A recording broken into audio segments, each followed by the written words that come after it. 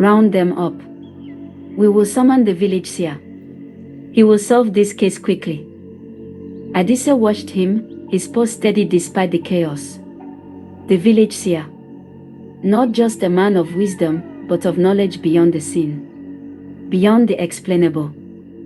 The investigation begins, the seer's arrival. The air inside the house was thick with suspicion. Every whispered accusation, every nervous glance, every silent moment stretched the tension taut. Adisa stood among the gathered household, the staff, the elders, the accused, all of them contained, waiting, breathing in a collective unease. His mother's jewelry had vanished, stolen under cover of darkness, and now the guilty party was here. Among them. The elder's words still echoed in Adisa's mind. No one lives. And so they waited. For the village seer. 4. The arrival of the one who sees beyond. When the seer finally arrived, the house seemed to shift. The space itself recoiled, as if recognizing the presence of something more than human. He was old, but not frail. His movements were slow, deliberate, weighted by knowledge beyond the scene. His arrival was unceremonious, no dramatic entrance, no declaration, just presence. The kind that pressed against the walls, settled into the air, tightened the space around them. Without a word, he scanned the room. His gaze moved over each person, lingering just long enough for discomfort to take root. The guilty would feel it first, the weight of being known. You have gathered them. Good. His voice was low, nearly a whisper, yet it cut through the room effortlessly. We will find the truth soon. One of the helpers, young, nervous, shifted uneasily under his stare. It wasn't me. The seer did not acknowledge the protest.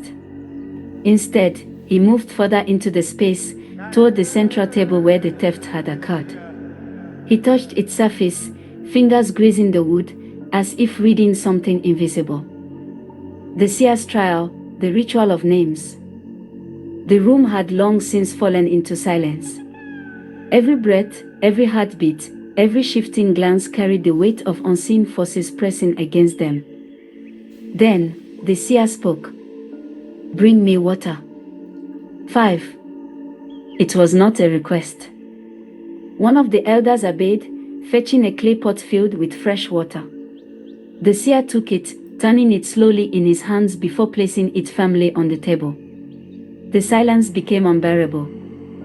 Who among you touched what did not belong to them? No one answered. But the air answered for them. The lanterns flickered. The clay pot vibrated. And then the water rippled. Without wind. Without movement. A murmuring passed through the group. Fear. Uncertainty. The feeling that something ancient had been awakened. The seer looked upon them, his eyes weighed with knowing. He did not ask again. Instead, he motioned toward the elder. The names. It was then that the process began. Each person, including Adisa, was asked to write their name on a small piece of paper. The names, fragile as their owner's secrets, were folded and placed inside a small, animal skin basket with a flap. One by one, they watched as their identities disappeared into the woven container, swallowed into the mystery of the ritual. The basket was handed to the seer. 6. With careful hands, he took the pile of names, placing them into a bow ringed by chicken feathers. Adisa watched, as did everyone else, intensely, breathless. Then, the final step. The seer lifted a bundle of peacock feathers and placed them gently over the pile. His fingers moved with precision, deliberate and knowing, as he spread the soft plumes, closing them upon the names beneath. Now, we call the ancestors. The invocation was quiet, but it echoed in the bones of the house. The words, foreign yet familiar, carried something heavier than sound. The seer took a bell in his aged fingers, holding it with solemn reverence. For each name I place into the feathered basket, I will ring this bell. If the feathers remain closed, that person is innocent. But if I place a name inside and the feathers open? The pause was chilling. No one breathed. Then the culprit stands before us. The truth revealed. The ritual began. The first name was placed in the feathered basket. The bell rang. The feathers remained closed. Innocent. Another name. Another chime. Still closed. Then, the moment. 7. The seer placed another name into the basket, and this time, the feathers moved.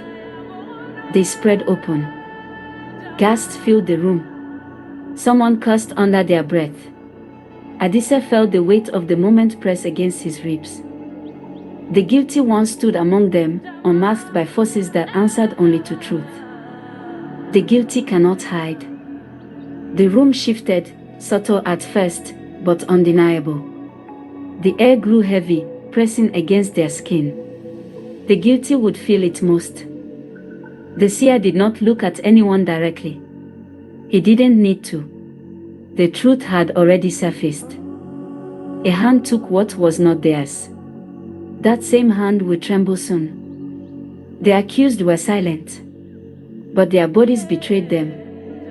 One of the helpers, previously defiant, now stood frozen. His fingers twitched, a slight, involuntary tremor. Adisa noticed. So did the seer.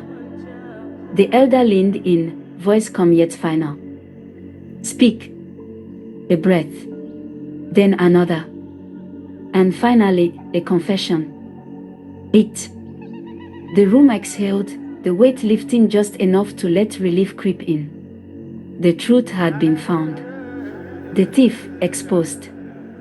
But Adisa felt something else beneath it all, a presence still lingering, watching. Metamon's influence had settled into this space, into this moment, into him. It was no longer just an investigation. It was a lesson. 9. The second gate, the trial of chaos.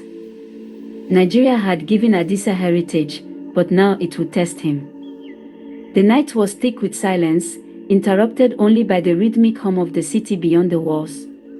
The kind of silence that carried weight. That carried warning. Sleep took him quickly, too quickly, pulling him into its grasp before he even had the chance to resist. The world faded into the dream state, and then something changed. 10. Adisa awoke, but not